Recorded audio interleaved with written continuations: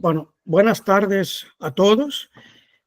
Bueno, pues hoy, en estas sesiones de Sagrada Escritura, vamos a tratar de las reglas de interpretación o de las reglas de la hermenéutica, de la Sagrada Escritura.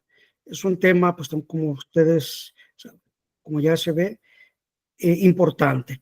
Y para esto me voy a servir, porque está muy bien resumido y claro y completo, pues de este autor, ¿no?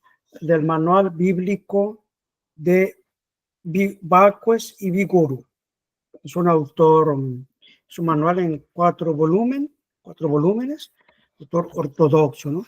Desde luego que hay otros autores también muy buenos que pueden aportar más, pero bueno, tenemos que ceñirnos, ¿no? Y no, para no dispersarnos tanto. Sí, doctor. No, yo no. Ah, Tal vez accidentalmente. bueno, entonces mire, reglas de interpretación. Bueno, primero tenemos las reglas, tenemos reglas generales y reglas particulares. Entonces lo primero que tenemos que entender, pues que para entender bien la Sagrada Escritura, hay reglas que son importantes, que son necesarias, más que importantes, necesarias. Antes de ver un pasaje muy importante del apóstol San Pedro, una breve citación de San Ireneo. Scripturae quidem perfecte sunt, quipe a verbo Dei et Spiritu eius dicte. Las Sagradas Escrituras son perfectas, puesto que han sido dichas por el verbo de Dios y su Espíritu. Entonces, es decir, que nosotros tenemos que buscar no como entendemos las Escrituras, sino que lo que Dios quiso enseñarnos, el Espíritu Santo. Y tenemos aquí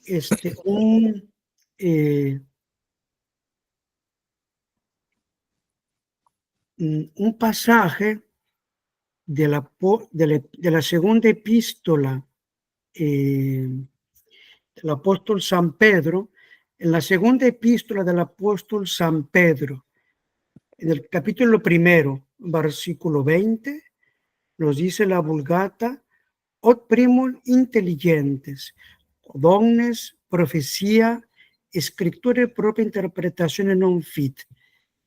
Non è in voluntate umana, alata es aliquando profecia, sed Spiritus Santo inspirati locuti sunt santi Dei hominis. Voy a tratar de ponerles esto, que no soy muy... así está.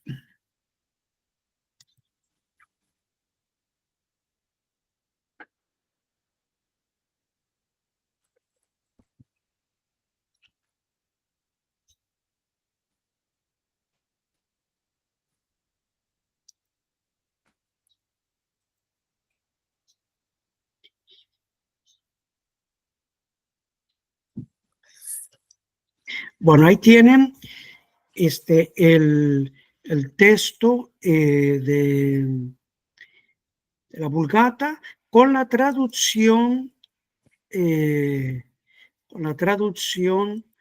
Chío de San Miguel. Tienen ahí ustedes ahí. ¿Sí? Entonces, Chío de San Miguel traduce esto ahí, entendiendo primero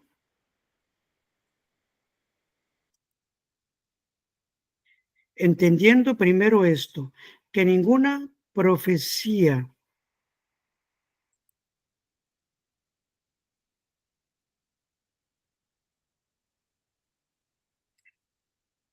de la Escritura se hace por interpretación propia. Este pasaje es muy importante. Entonces, el apóstol San Pedro en su segunda epístola. Su segunda epístola, en el capítulo 1, nos dice el apóstol San Pedro. Entonces, entendiendo primero esto, que ninguna profecía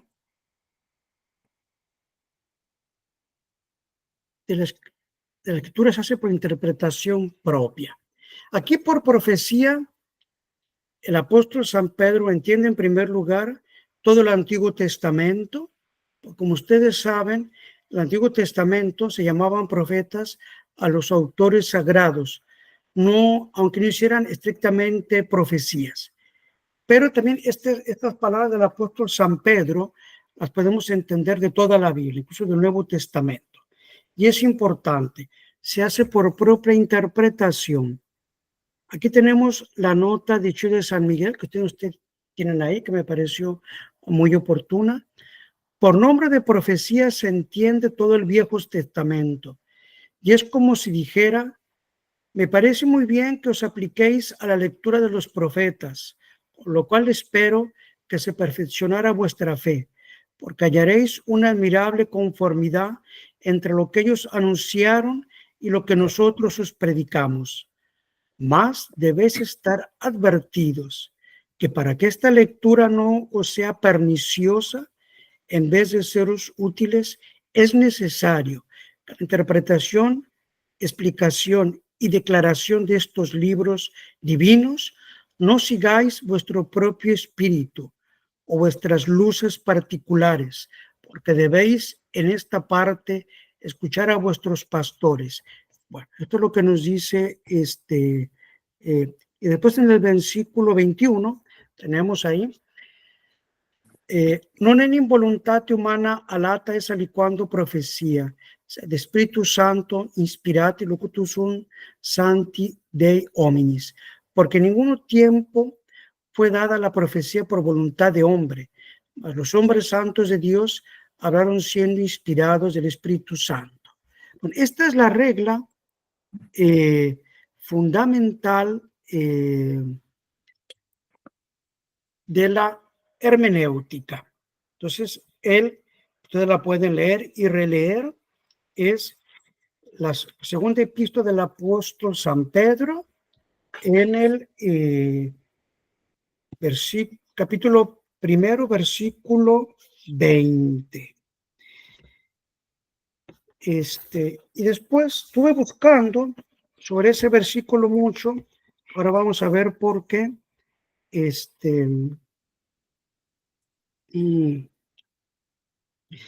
Entonces aquí me encontré un comentario muy bueno en una de las mejores Biblias, traducciones de la Vulgata en francés, del padre Gler, que es es el equivalente de Chio de San Miguel, más vamos a decir. En francés dice, Dieu ayant ya jugé a propos de donner sa parole aux hommes pour régler la foi, y ne la pas abandonner la interpretación o incertitude de jugement individual. Dios, habiendo juzgado de dar su palabra a los hombres como regla de la fe, Él no ha abandonado la interpretación a la incertidumbre del juicio individual. Eso está claro, ¿no? Y aquí otro autor muy ortodoxo, que es el padre de Clorivier, que incluso fue mártir en la Revolución Francesa, es un sacerdote que fue mártir, fue perseguido, etcétera. Entonces, que tiene un comentario a las epístolas del apóstol San Pedro. Pues un comentario largo, y él hace resaltar la ceguedad de los protestantes, ¿no? Pues que erigen en regla de interpretación lo contrario de lo que aquí el apóstol San Pedro nos enseña. Dice, de tal manera ciegos que ellos no han temido en erigir como dogma, es decir, la libre interpretación, una proposición diametralmente contraria a esta del apóstol San Pedro. Bueno, entonces esto es el pasaje de San Pedro, que es la regla fundamental.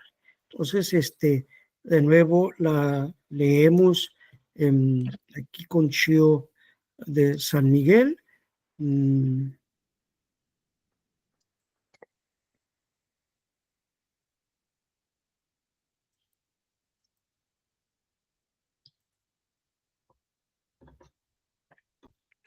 La tenemos ahí.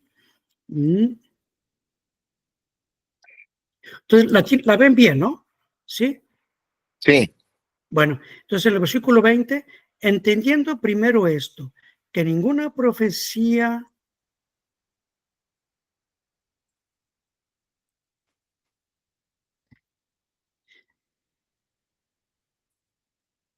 no soy muy hábil, de la escritura se hace por interpretación propia. Bueno, eso, pues para un católico, para nosotros nos es evidente, ¿no? Por eso de ahí la importancia de las reglas. Entonces, este versículo 20, vamos a decir, es el más que más hace a nuestro tema. Y una nota, disculpen un poco de erudición, pues estuve buscando la traducción de este pasaje y también busqué Monseñor Straubinger, que también la tengo aquí, tal vez ustedes conocen, que aunque la Biblia de Straubinger en general es buena, es recomendable, es católica, tiene un espíritu católico, no es modernista, no es protestante, es católica. Sin embargo, bueno, como es una traducción de los textos originales del hebreo y del griego, pues a veces puede desviarse un poco, porque él aquí Chío de Straubinger traduce, entendiendo esto ante todo, que ninguna profecía de la Escritura es obra de propia iniciativa, que ninguna profecía de la Escritura es obra de propia iniciativa. Es lo que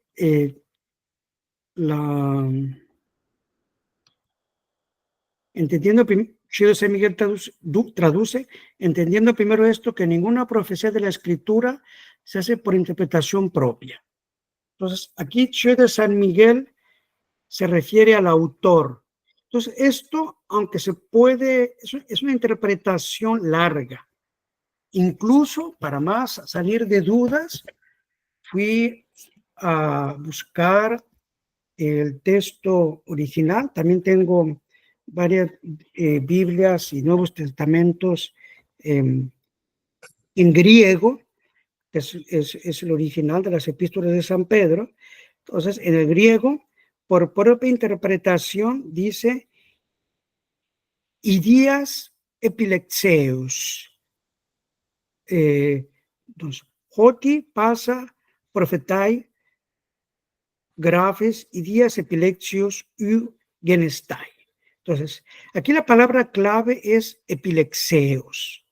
Interpretas, esa es la que trabaja eso por propia iniciativa, y los otros autores, incluso otros que también traducen del griego, también busqué, traducen por interpretación.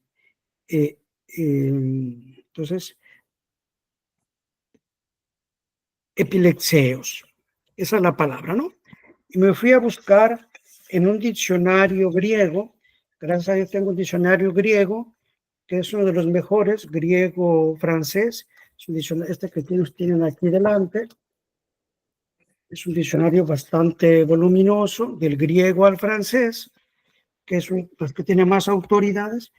Entonces, y ahí, incluso que es un diccionario del griego, de la Koiné, del griego clásico, también pone como referencia este pasaje del apóstol San Pedro. Entonces, aquí la palabra epilepsis es el nominativo y en genitivo epilexeos.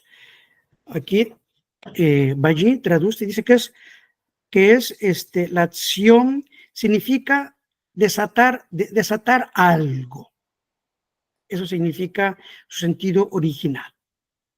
Ya con el tiempo fue adquiriendo el sentido de una solución de una dificultad y pone entre las citaciones que él hace de autores tanto clásicos griegos, también pone del Nuevo Testamento este pasaje que acabamos de ver, en el que también traduce esa palabra como interpretación. Esto pues nos muestra que como a veces hay que autores incluso ortodoxos como Straubinger, pues que a veces hay que ir con cuidado y por eso siempre, pues la iglesia siempre favoreció por algo el Concilio de Trento, dio a la Biblia Vulgata como el texto auténtico, oficial. Y antes los autores del siglo XIX o comenzó a haber traducciones de la Biblia, lo hacían casi siempre a partir de la Vulgata. Bueno, entonces esa es la primera regla. Entonces, las principales reglas generales son, para no alargar mucho, tenemos que hay que interpretar la Sagrada Escritura según las reglas del lenguaje humano. La segunda, según el sentimiento de la Iglesia. La tercera, según el consentimiento unánime de los padres de la Iglesia. Y la cuarta, según las reglas de la fe. Y después veremos las reglas ya para otras reglas para cada sentido. Aquí vemos primero las reglas generales. Entonces, la primera regla es que hay que seguir las leyes ordinarias del lenguaje humano. ¿Por qué? Pues esto debemos decir es lógico, porque Dios nuestro Señor, habiéndose servido de nuestra palabra para hablarnos, para revelarnos sus misterios, para comunicarse con nosotros, pues usó ese lenguaje humano como nosotros lo utilizamos. San Agustín nos dio a este propósito, neque aliquo genero contra scripture, quod in consuetudine humana non inveniator, porque en las Sagradas Escrituras no se encuentra algún género algún género literario que no esté en el uso humano. Quia utique hominibus locuntur, porque las Escrituras hablan a los hombres. Pues bueno, San Hilario en otro pasaje dice, sermo divinus, secondo la inteligencia no te constituyen naturanque se tempera. La palabra de Dios se acomoda a nuestra costumbre, a nuestra naturaleza. Pues y San Juan Crisóstomo nos dice también, mos es scripture sacre, procter nos et utilitate nostram humanis uti verbis, dice San Juan Crisóstomo. Es costumbre de la Sagrada Escritura por nosotros utilizar palabras humanas. Nos dice San Juan Crisóstomo. Mos es scripture sacre, procter nos. Es costumbre. A causa de nosotros es costumbre la Sagrada Escritura et ad utilitate nostram humanis uti verbis. Utilizar palabras humanas. Entonces, esa es la primera regla, ¿no? Que hay que interpretar la Escritura según las reglas del lenguaje humano. Esa es la primera regla general. La segunda regla general es el sentimiento común de la Iglesia. Y es la regla general que hay que interpretar la Escritura según el sentimiento de la Iglesia. Y tenemos aquí un pasaje muy famoso. Esto es lo que tiene este autor, entre paréntesis, que cita mucho a los doctores y padres de la Iglesia. Aquí un pasaje de San Vicente de Lerán. Ese pasaje que ustedes recordarán cuando lo escuchen.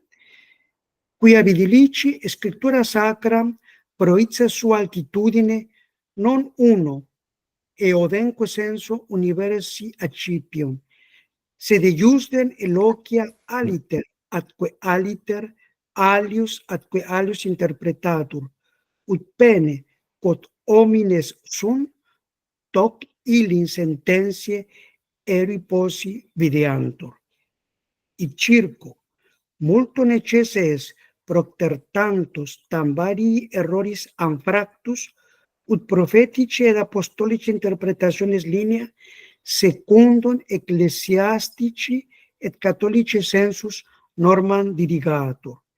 Y aquí en el pasaje famoso, initia idem catholica ecclesia magnopere curandunes, udic teneamus, quod ubique, quod semper, quod ab omnibus creditum es.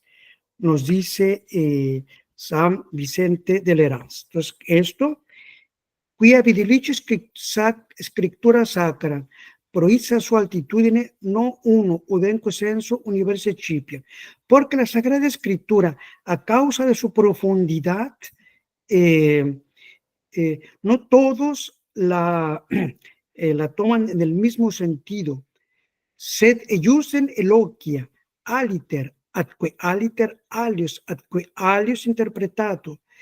Y las mismas palabras, de una manera o de otra, una persona u otra las interpreta. Ut pene quod homini sunt, toc illin sententiae eri posi videantur.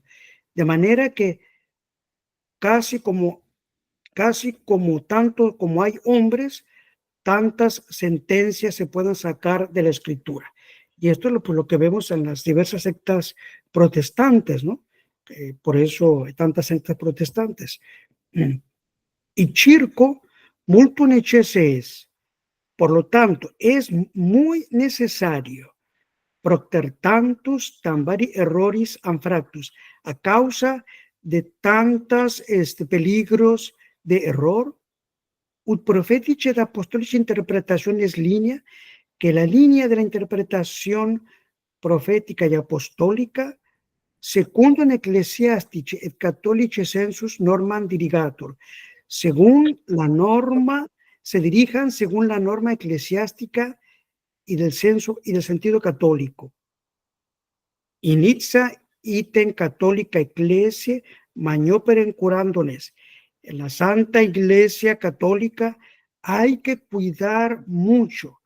Udic teneamos, que mantengamos, que guardemos, udic teneamos, lo que en todas partes, quod ubique, quod semper, lo que siempre, y lo que ha sido creído siempre por todos.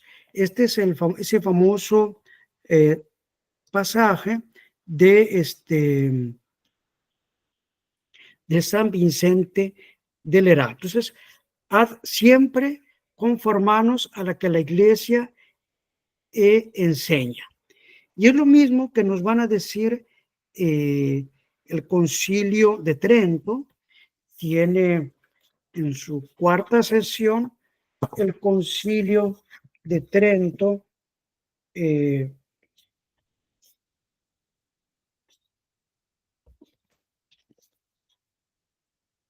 bueno, para hacer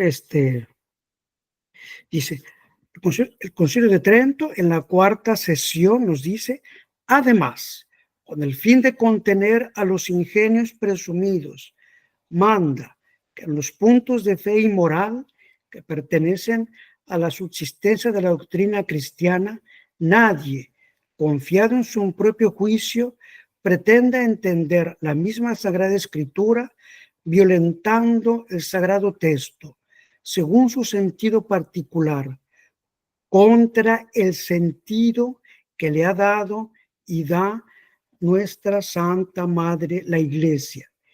a la que corresponde juzgar de la verdadera inteligencia e interpretación de las Sagradas Escrituras, o contra el sentido unánime de los santos padres, aun cuando tales interpretaciones no hubiesen de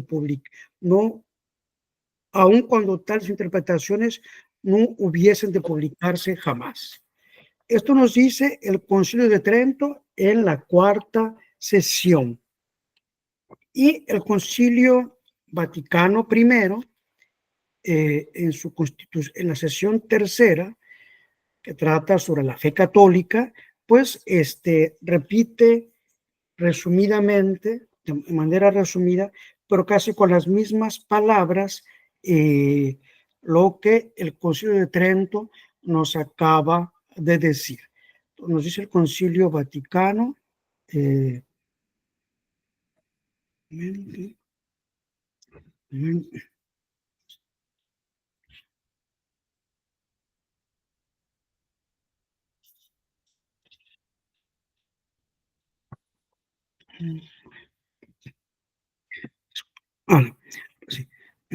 Mas porque ciertos hombres exponen mal lo que decretó saludablemente el Santo Concilio de Trento sobre la interpretación de la Sagrada Escritura, para reprimir la presunción de algunos ingenios, nos, renovando el mismo decreto, declaramos que el espíritu de este decreto es que en las cosas de fe y costumbres pertenecientes al fundamento de la doctrina cristiana, debe tenerse por verdadero sentido de la Sagrada Escritura aquel que ha dado y da nuestra Santa Madre la Iglesia, a la que corresponde juzgar de la verdadera inteligencia e interpretación de los libros sagrados. Y por tanto, a nadie es permitido interpretar la Sagrada Escritura contra este sentido o contra el unánime consentimiento de los padres. Nos dice el Concilio Vaticano I. Bueno, y esto es conforme a lo que nos dice el apóstol San Pedro, que acabamos de ver en su segunda epístola, capítulo 1, versículo 20.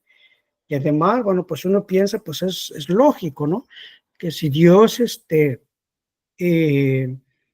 nos quiso hablarnos, la palabra de Dios, la Biblia, la palabra de Dios, para enseñarnos sus misterios, revelarnos sus secretos, pues es lógico que no dejó eso para que cada quien interpretara como le plazca o como cada quien quiera, ¿no? Esto ya lo vimos un poco también hace un mes o dos en esa sesión sobre la tradición, pero en todo caso más tarde después volveremos. Entonces, esa era la segunda regla, ¿no? Interpretar según el sentimiento de la iglesia. Y en esto, en general, la iglesia muchas veces, en sus decretos, bulas, concilios, da el sentido de algunos pasajes, a veces de manera negativa. Es decir, que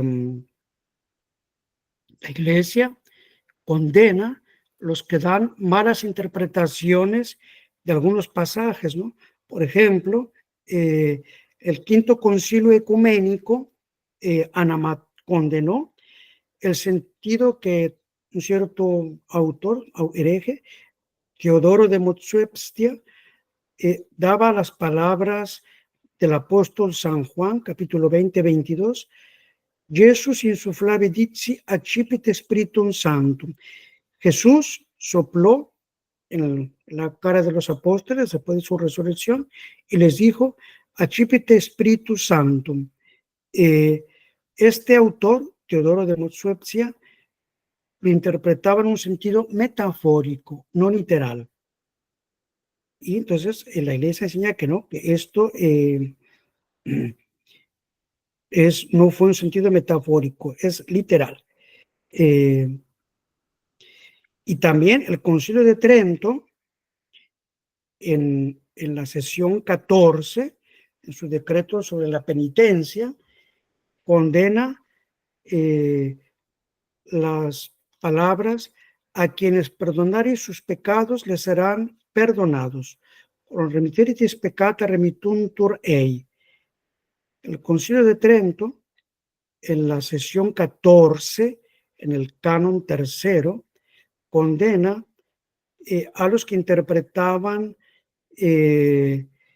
esto no como el poder de perdonar los pecados, sino de predicar el evangelio, como muchos protestantes lo interpretan. Entonces, a quienes perdonaréis sus pecados, a quienes remitiereis sus pecados les serán remitidos. El Concilio de Trento condena a aquellos que entiendan esto del poder, únicamente de la predicación, como que estas palabras no enseñan que Cristo dio a los apóstoles el poder de perdonar los pecados. Y también el Concilio de Trento interpreta de una manera positiva cuál en su decreto sobre la Sagrada Eucaristía están las palabras hoc es corpus meum. Entonces, como la Iglesia siempre los ha entendido. Entonces, estas palabras. Entonces, en muchos pasajes, pues en muchos pasajes de la Escritura, la Iglesia en sus decretos, en sus anatemas, o excluye un sentido falso, como acabamos de ver, o la Iglesia define el sentido preciso. Por ejemplo, estas palabras de la consagración.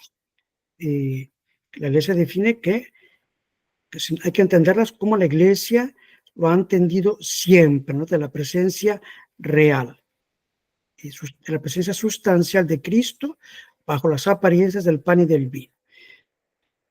Y también, pues, en la definición de dogmas, por ejemplo, en el decreto, también el Concilio de Trento, en el decreto sobre el pecado original, también da el sentido de algunos pasajes del apóstol San Pablo a los romanos, o el Concilio de Vaticano I, cuál es el sentido de las palabras de San Lucas para que tu fe no decaiga. Uno deficia fides tua. Entonces, aplicándolo a la indefectibilidad de la fe de San Pedro y de sus sucesores. Bueno, entonces, eso era la segunda regla. Entonces, el sentimiento común de la Iglesia. La primera regla era, según las leyes del lenguaje humano, es que nuestro Señor se dignó utilizar nuestra palabra para hablarnos. La segunda era, según el sentimiento común de la Iglesia, y vimos ese pasaje famoso de San Vicente del Heral, de Lerins. Entonces, inizia ite católica Ecclesia, magniopere curandum es, udit teneamus, ubique, semper, quod ad omnibus creditum es. Que hay que tener mucho cuidado de que mantengamos, guardemos lo que en todas partes, siempre y por todos ha sido creído, la tradición. Y llegamos así a la tercera regla, que es el consentimiento unánime de los santos padres, que también enseña el Concilio de Trento. En realidad, esta tercera regla y la anterior no difieren en el fondo. Entonces, lo que la Iglesia enseña y el consentimiento unánime de los padres, pues es lo mismo. Simplemente que puede haber pasajes en los que la Iglesia aún no se ha pronunciado. Entonces, bueno, ahí hay que ver qué es lo que los santos padres dicen. Y para esto es importante, para que, pues, que los padres sean unánimes, ¿sí? O que por lo menos sean los padres los más importantes y que ellos nos enseñen esto no como depositarios de la tradición. ¿sí?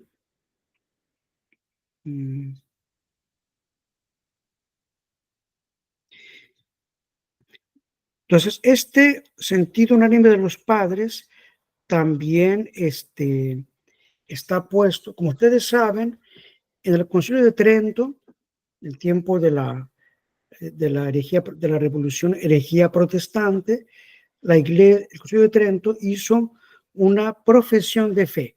Los sacerdotes, en determinados casos, sobre todo para acceder a ciertos puestos, sobre todo si iban a ser profesores, tienen que hacer una profesión de fe. Y el Concilio de Vaticano, de nuevo, mantuvo esta profesión de fe, en la que se dice, pues lo mismo, item Sancta Scripturam justaeum sensum contenit et tenis Santa Mater Ecclesia, cuyo se judicare de vero senso interpretazione Scripturam admito. Dedean unqua nisi justa unanime consensum patron accipiam e interpretado. Admito que también el sentido de la Santa Escritura, como lo enseñó y lo mantiene la Santa Madre Iglesia, y según el unánime consentimiento de los padres. Entonces, es importante esto, el consentimiento unánime, ¿sí? Esto es importante. Y llegamos a la cuarta regla. Digamos, estos son, pudiéramos decir, estas tres reglas como aspectos del fondo de la cuestión, porque la cuarta regla es la regla de la fe. Es que un católico tiene que guiarse por el sentido de la fe. Entonces, por eso, un católico que conoce bien su catecismo, si en algún libro o algún predicador hoy en día, un sacerdote hoy en día, interpreta la Sagrada Escritura de una manera pues, que va contra el sentido de la fe, contra lo que la Santa Iglesia nos enseña en el catecismo, pues ya ahí esa interpretación es falsa, ¿no? Y en esto San Ireneo nos dice, con respecto a esta cuarta regla, la cuarta regla es interpretar según la regla de la fe. San Ireneo nos dice, non potes escrituras invenire veritas abis quinecium traditionem.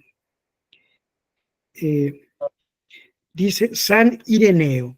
San Ireneo nos dice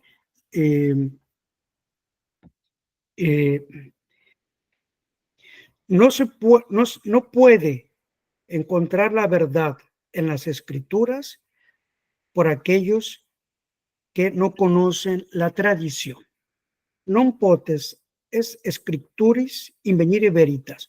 No se puede encontrar la verdad en las escrituras, a partir de las escrituras, abis quinecium traditionem, por aquellos que desconocen la tradición.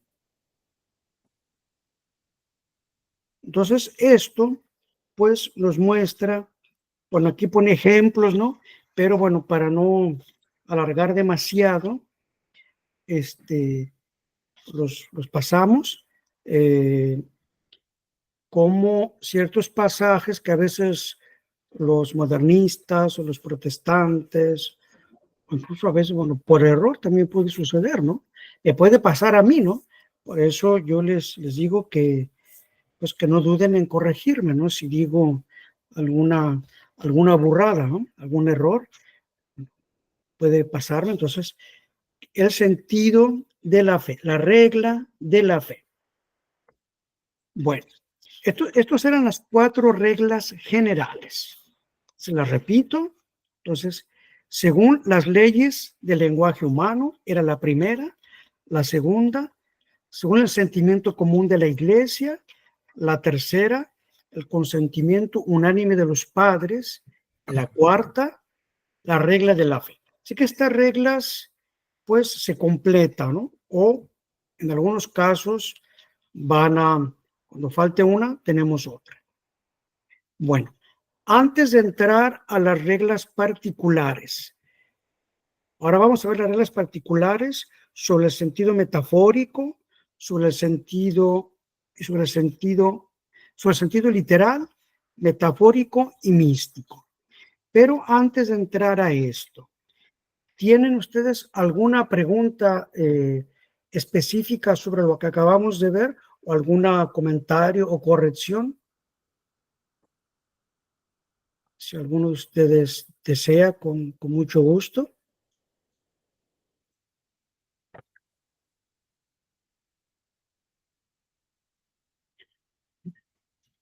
Sí, sí, doctor Arroyo, dígame.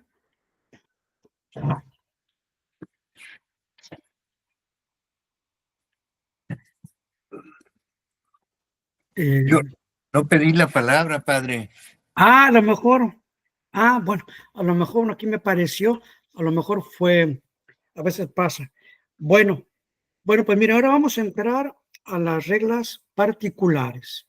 Pues tenemos que ya, tenemos las reglas particulares, que son reglas particulares del sentido literal.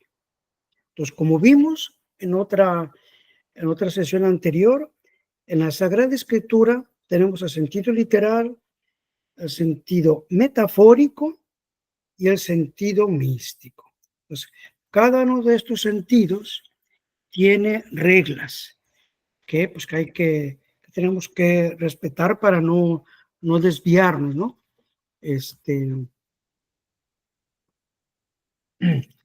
Las reglas de sentido literal son, el sentido literal es determinado si consideramos quién es aquel que ha hablado, el fin que se propuso y las circunstancias, el contexto, el tiempo, el lugar y el modo. De hecho, hay una fórmula que es clásica en los manuales católicos de Sagrada Escritura, que dice, quis scopus impellens sedes tempusque locusque et modus exceptem scripture attendito lector. Entonces, pues hay que, para entender bien lo que el autor quiso decir, porque los autores sagrados pues hablaban para pues para decirnos algo, no hablaban sin sentido. Entonces hay que ver cuál es el autor, si es un profeta, de qué tiempo, en qué circunstancias, si es un apóstol, si es un evangelista, a quién le escribe, el tiempo, el lugar, el modo, qué modo de lenguaje está utilizando, ¿no? Y para esto nos dice que hay que tener mucho en cuenta la sintaxis y las expresiones propias de la lengua hebrea y de la lengua griega, ¿no? Pues por eso es tan importante tener una Biblia con buenos comentarios, porque bueno, yo de hebreo no conozco nada y de griego muy poco. Entonces, pues para saber cuál es la sintaxis, y las expresiones propias de la lengua hebrea o de la griega, que fue la que usaron los autores sagrados, pues hay que tener un buen comentario, ¿no? Por eso es importante eso, ¿no? Y aquí me permito un excursus con respecto a San Jerónimo, que, pues, como ustedes saben, San Jerónimo, la Vulgata, digamos, a grandes líneas, es la obra de San Jerónimo, aunque algunos libros él simplemente los corrigió, otros los tradujo de nuevo, y a partir de los textos originales. Bueno, San Jerónimo era un especialista de las lenguas orientales, por un lado. Él incluso frecuentaba rabinos para conocer los secretos de la lengua hebrea, conocer también el caldeo y otras lenguas. Era un especialista y aparte vivió pues en el siglo IV, ¿no? En el siglo IV. Como ustedes saben, estuvo viviendo un tiempo en Betlén, incluso dormía en la gruta de Betlén, pasó un tiempo. Y por otro lado, tenía manuscritos que se han perdido. Entonces, las traducciones de San Jerónimo o la Vulgata, de otra manera, pues son más fieles que los que algunos autores, incluso a veces católicos, dan a entender. Por ejemplo, aquí yo me permito, algunos tal vez pasará como exageración, pero es una posición mía. Por ejemplo, en los salmos, ¿no? En los salmos que se usan en el breviario, ¿no? Que es una traducción muy antigua, es la itálica. Los salmos que los sacerdotes utilizamos para recitar el breviario es la antigua traducción itálica, es decir, antes de la Vulgata, que San Jerónimo, como ya estaba en uso, no quiso cambiarla demasiado y estuvo en uso durante casi 20 siglos hasta que Pío XII, aconsejado por el judío Bea, se le ocurrió hacer una nueva interpretación de los salmos a partir del hebreo. Por cierto, muy mala, incluso con un estilo muy malo, ¿no? Hasta que después, bueno, como muchos sacerdotes se quejaron, etcétera, desistió y pues dejó que los sacerdotes siguieran usando la vieja versión. Pero yo cada día más leo esa vieja versión itálica con las correcciones de San Jerónimo, pues uno gusta, ¿no? Porque a veces en un lenguaje que a primera vista parece bárbaro, a veces que no tiene sentido algunas expresiones, pues San Jerónimo, yo pienso que es que era un especialista, ciertos barbarismos no los corrigió porque él veía que a pesar de eso transmitían bien el sentido del texto original, mucho más que lo que la versión del judío Bea lo ha podido hacer. Entonces, y tiene un gusto, ¿no?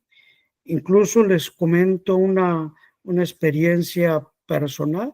Esto, pues, para que se las comento con la confianza y amistad que les tengo, para que amemos la Vulgata, no únicamente la Sagrada Escritura, también la Vulgata. Yo ya hace tiempo que le dedico bastante tiempo al latín clásico, a Cicerón. Ahora estoy ocupado con Tito Livio y otros autores, ¿no? Que es el latín clásico. Bueno, pues más estudio el latín clásico, más gusto, más saboreo ese latín que algunos dicen bárbaro de los salmos, porque tiene un sabor particular de antigüedad, de figuras en las que uno, pues se puede detenerse un poco meditando, ¿no? Entonces, eso es la Vulgata, ¿no? Entonces, bueno, esto con respecto a la regla del sentido literal, ¿no? Que hay que entender sentido literal. Después tenemos las reglas de sentido metafórico. Entonces, como vimos, hay que distinguir el sentido metafórico del sentido propio, ¿sí? Pero no hay que abandonar el sentido propio para adoptar el figurado, que únicamente cuando no es admisible, ¿sí? Por ejemplo, cuando Cristo dice, así como Moisés levantó la serpiente en el desierto, así es necesario que el Hijo del hombre sea levantado. Es un sentido figurado, ¿no? Y muchas palabras, muchos pasajes que ustedes pueden recordar o encontrar. Entonces, hay que tomarlas primero en sentido propio, cuando es posible.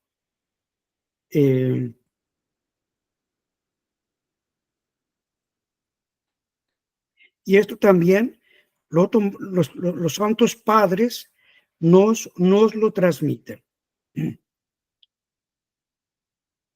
Entonces, y también, bueno, no, entonces para evitar excesos, por ejemplo, las palabras otra vez de la institución de la Eucaristía, hoc es corpus meum, hay que entenderlas en sentido propio, como la tradición y la Iglesia siempre lo enseñó.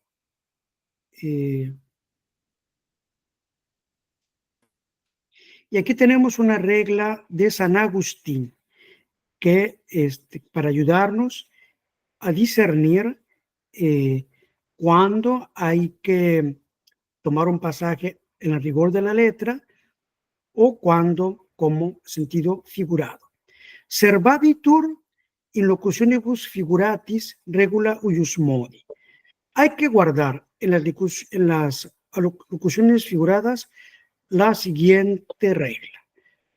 Uctan diu verseto diligente considerazione quoc legitur, donata regulan o dona regnum caritatis interpretatio perducator. Que mantengamos en la consideración diligente hasta que seamos conducidos, hasta llegar al reino de la caridad. ¿Sí? Si auten hoc jam proprio sona, nulla potetur figura locosio. Si esto suena propio, no hay que considerar, no hay que pensar que es una locución figurada.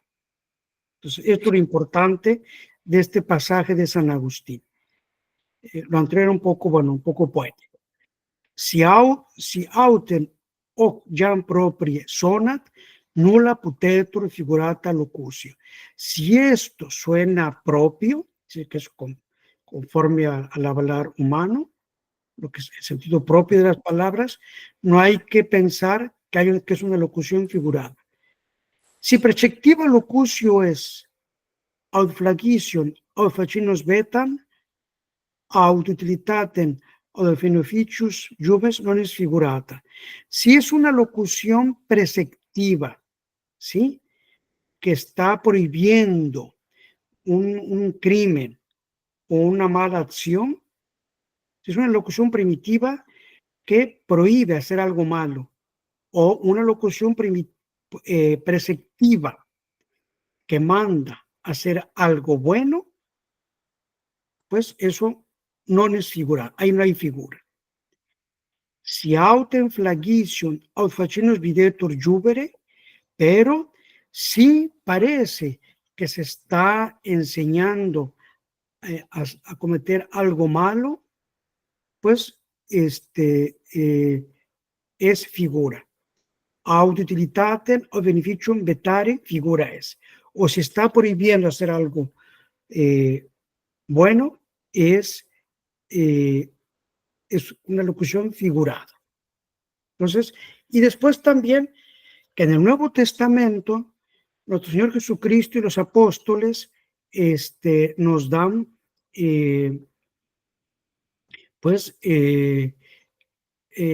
nos dicen cuando una locución es metafórica, muchas veces, pero esto sobre todo aquí en la regla del sentido místico. Vamos a ver, llegamos aquí a la última parte de las reglas, que son las reglas del sentido místico. Como recordarán, el sentido místico es cuando un hecho, una persona que la Sagrada Escritura describe, un hecho, una persona, un suceso, ese hecho, ese suceso figura otra cosa. Por ejemplo, en el Éxodo se nos habla cuando los judíos atravesaron el mar Rojo. Bueno, eso que fue un hecho histórico, que sucedió históricamente, ¿no?, hace unos 4.000 años. Ese hecho histórico también místicamente representa el bautizo, y así muchos otros más, ¿no?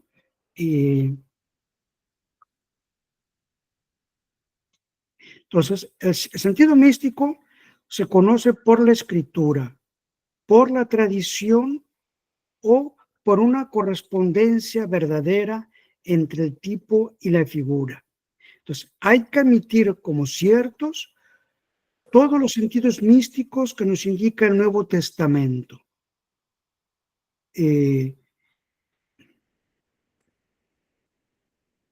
Pero, y también hay otros más que no están indicados en el Nuevo Testamento.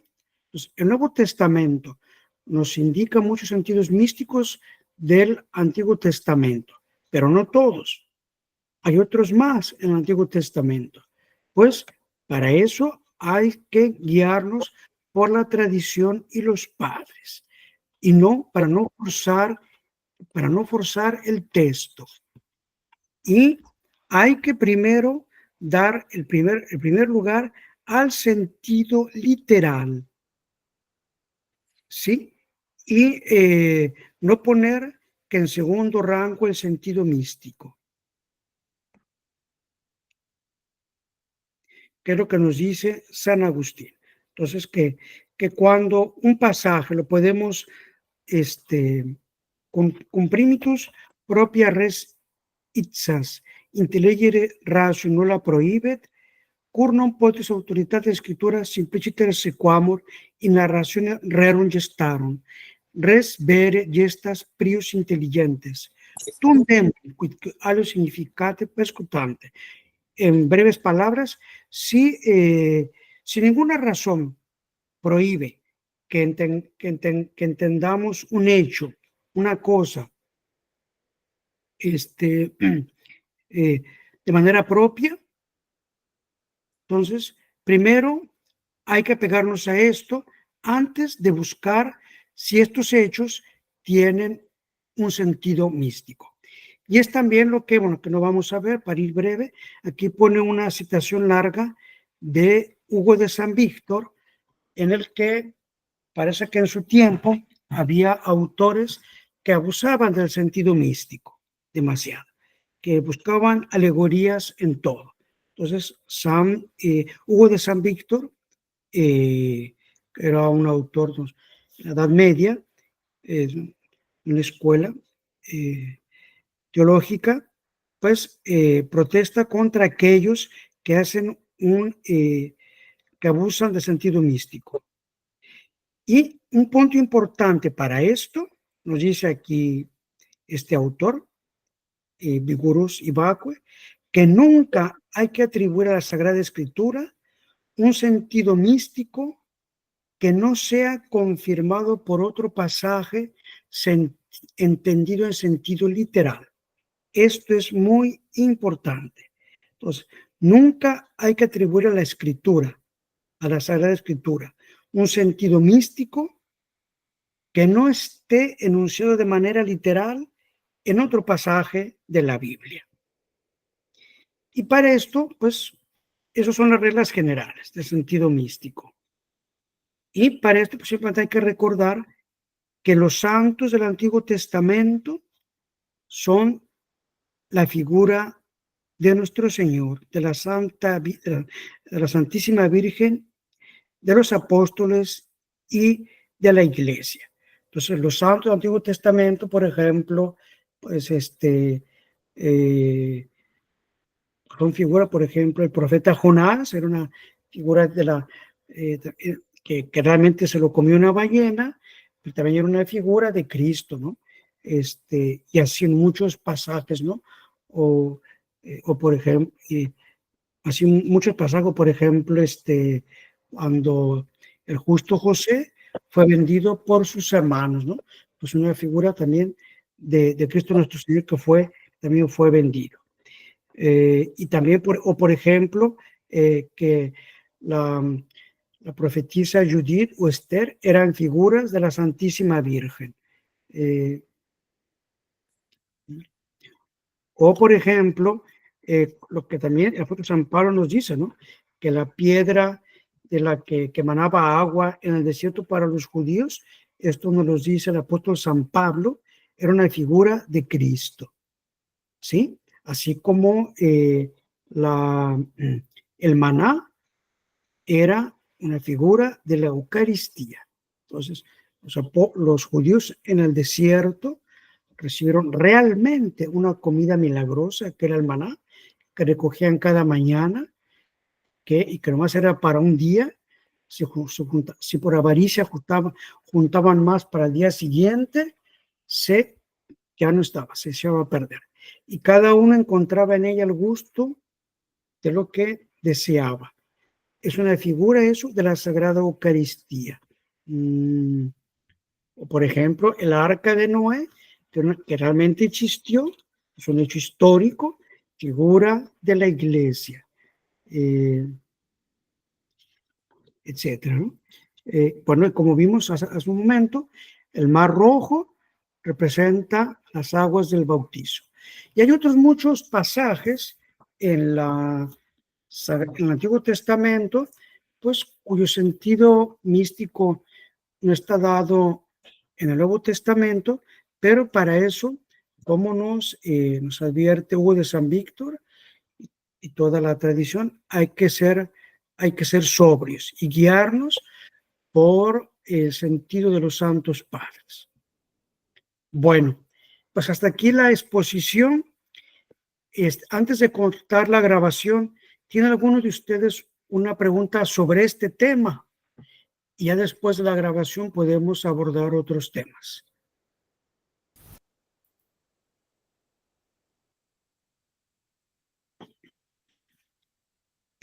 A ver, sí, doctor, dígame. Yo no pedí palabra. Perdón, siempre. Es que tiene levantada la manita, doctor, por eso. Pero yo sí la pedí, padre. Sí, dígame, Bernardo. Yo tengo algunas cuestiones sobre estos sentidos. El metafórico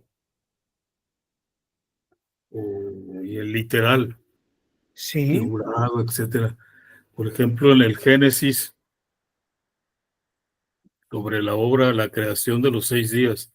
sí, Por ejemplo, dice que el Espíritu de Dios, en la Vulgata, la traducción al español de Pío XII del 43, creo que es, ¿no?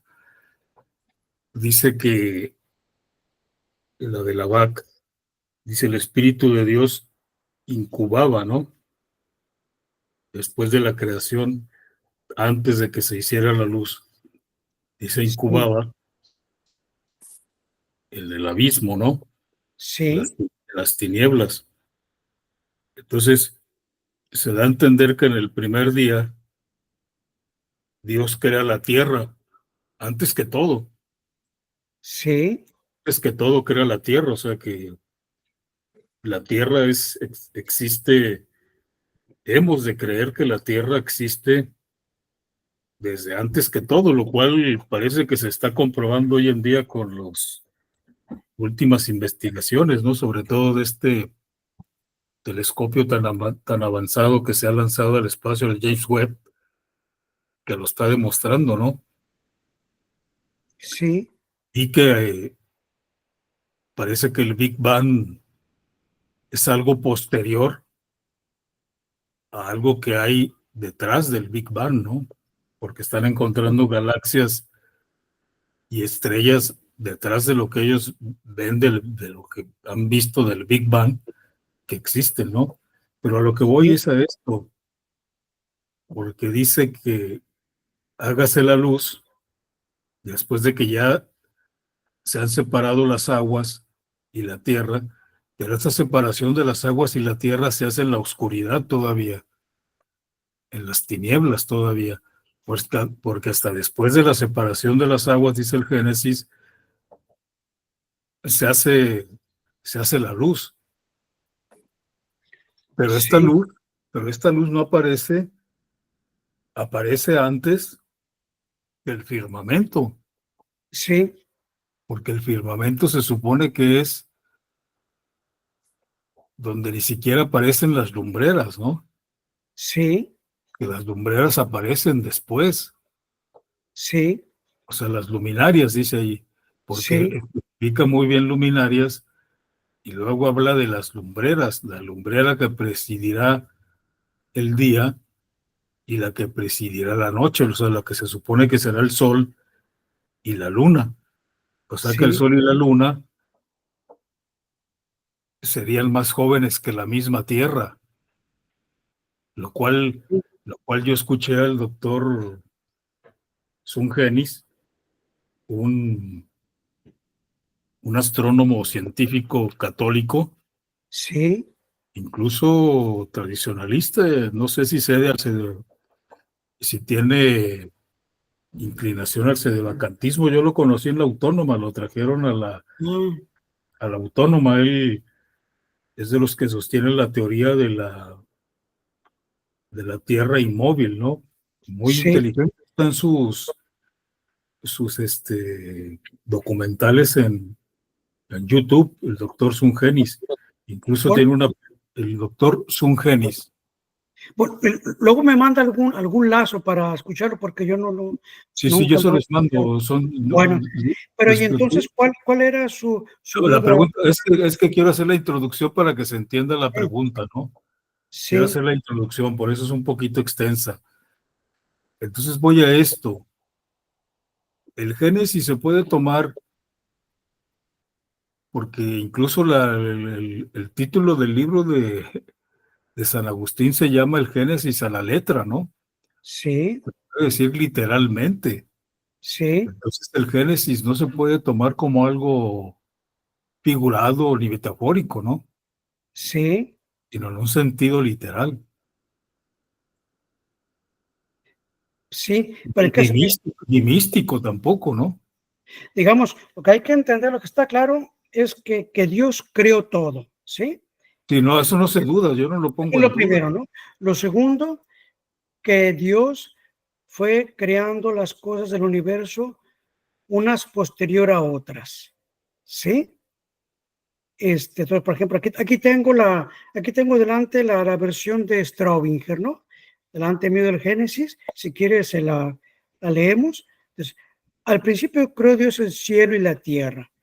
La tierra era confusión y caos, y tinieblas cubrían la faz del abismo.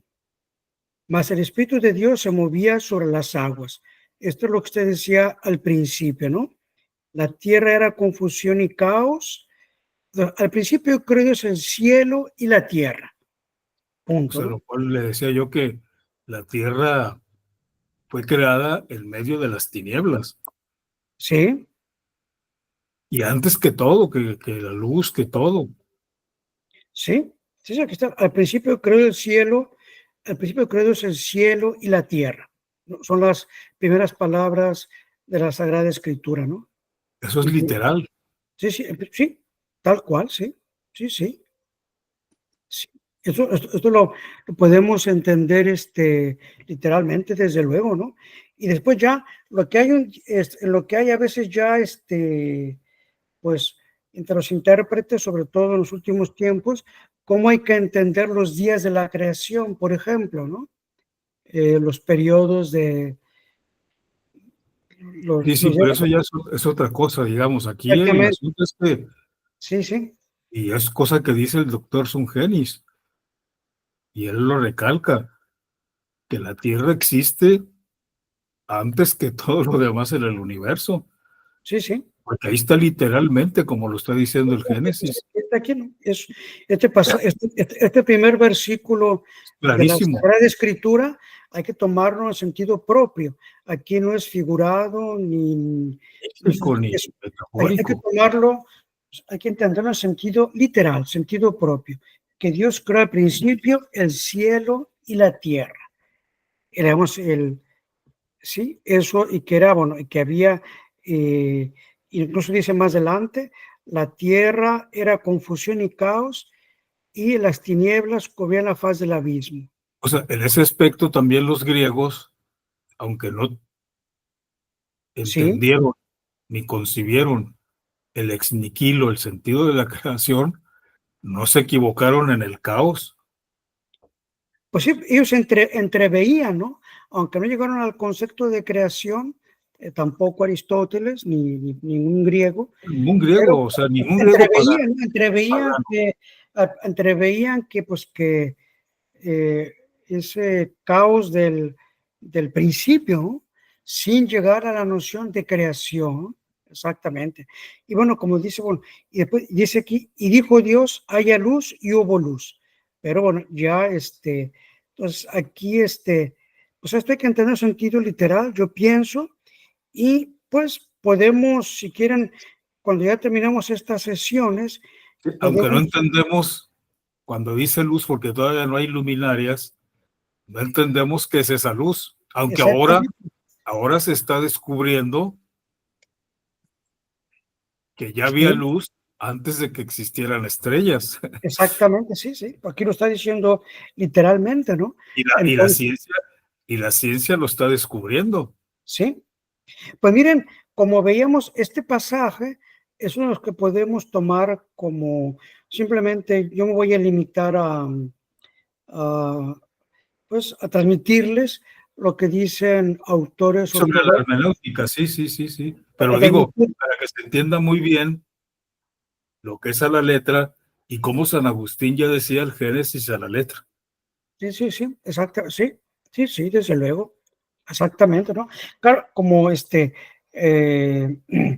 sentido, eh, la primera regla es seguir el sentido literal y sentido figurado únicamente cuando no es posible, ¿no?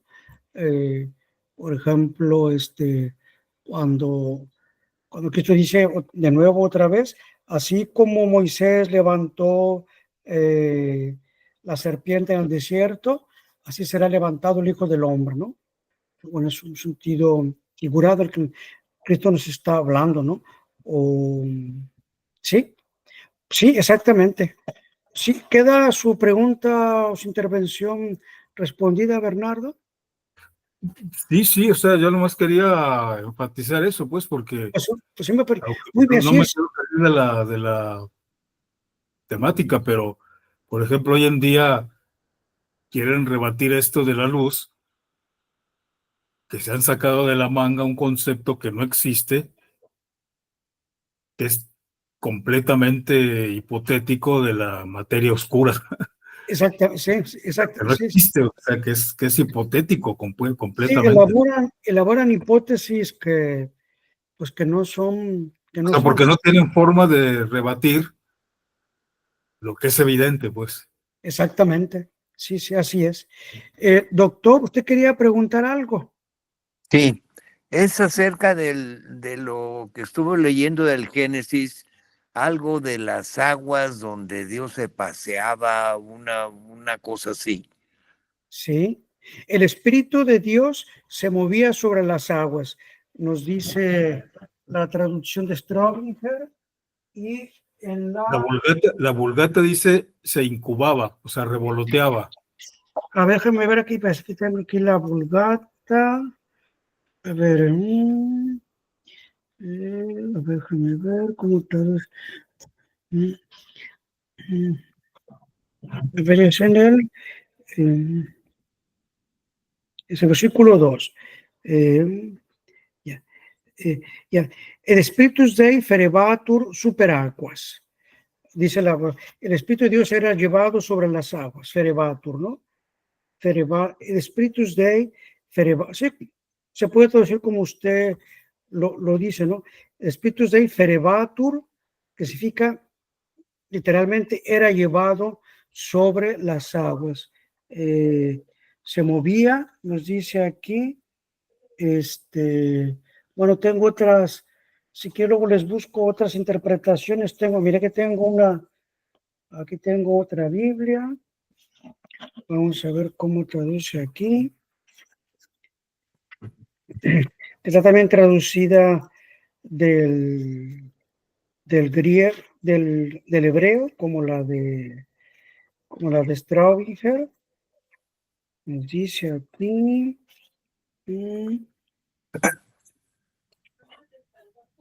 ¿Usted cómo te decía, Bernardo, cómo me decía? Dios se incubaba. Incubaba, ¿Y usted cómo decía, Bernardo? incubaba.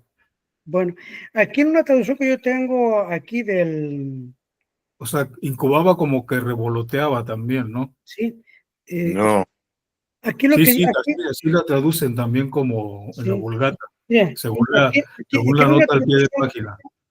aquí en una traducción que tengo de los textos originales al holandés, dice que el Espíritu de Dios nadaba sobre las aguas. Nadaba sobre las aguas, nos dice aquí en una traducción del original al holandés, déjame traer otra traducción.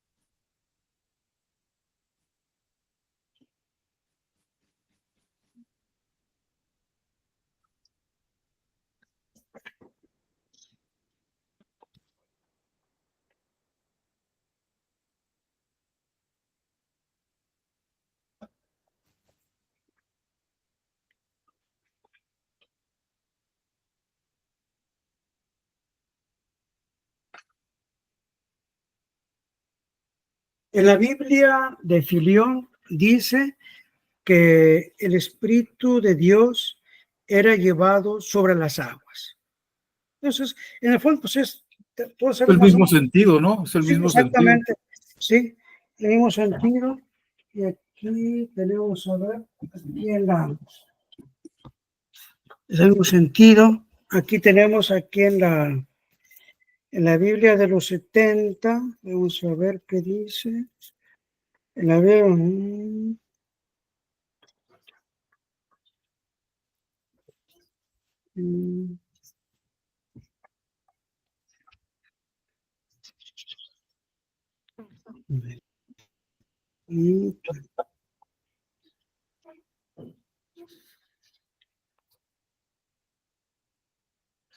Ya. Kai pneumateos, epeféreto, epanoto, gidatos. Ya era llevado, ¿no? Creo que, bueno, no soy muy bueno para el hebreo, para el griego, que era llevado. Nos dice tan como, esa es la idea general, ¿no? Que el Espíritu de Dios era llevado sobre las aguas.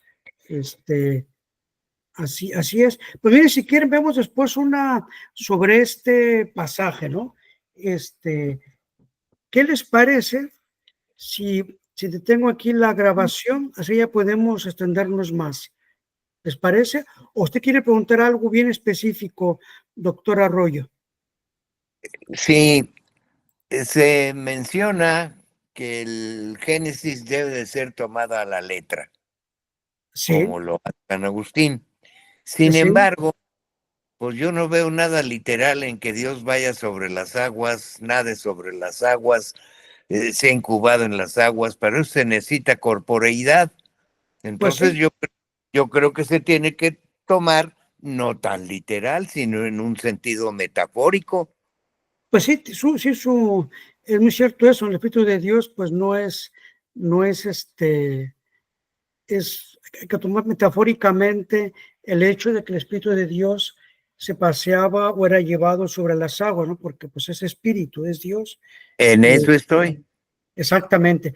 Pues miren, muy bien, vamos a dejar aquí esta conversación y nos vemos dentro de 15 días vamos a seguir con nuestro programa sobre la Sagrada Escritura dentro de 2 semanas.